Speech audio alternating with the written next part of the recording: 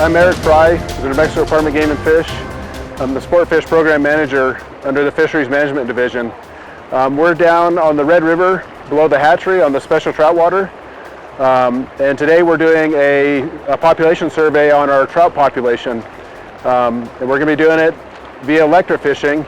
We have a group of some of our partners with Bureau of Land Management. And we have some interested fly fishermen that are coming out to help us today. This is a survey site we've done since 2004. We've surveyed this site about 5 or 6 times, so we come about every 2 or 3 years and do a survey to monitor the population and trends in the population.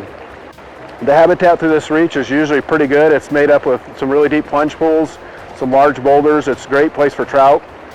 We have 2 species of trout we generally find here is brown trout and rainbow trout. This reach isn't stocked. These are all wild trout. And we do a survey via electrofishing. We do backpack electrofishing surveys.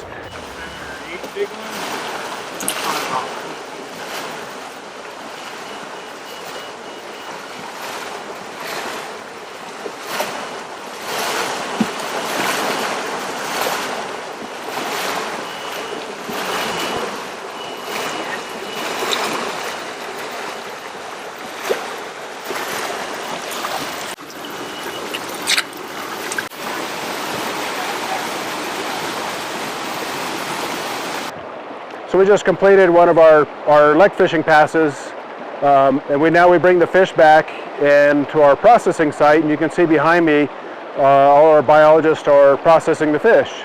And now the point after we have them captured, we've got to collect the data on them.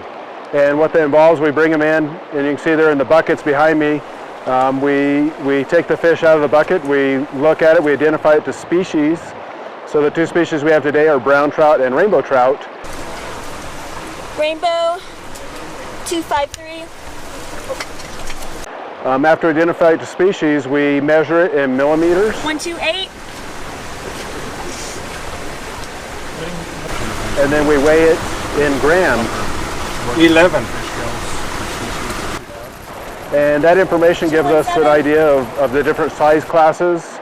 You know, in a healthy trout population, you have multiple individuals from different size classes, all the way from what we call a young of the year, so those are the little guys, all the way to the adult fish, which are going to be the brood or the spawning fish. And then we take the weight on them, so we look at what's called their condition or relative weight, and that gives an idea of their condition, that basically the health of the fish. And a fish of a certain length should have a certain weight. So a fish that's too skinny for his length lets you know that there's probably a prey-based problem or potentially a disease problem. Or there could be the population is too many fish in the river, so that weight and length relationship is really important in fisheries management. So after we process them, we'll hold them in a pen until we're done completing all our passes, and then we'll return them in the river to the reach we caught them in.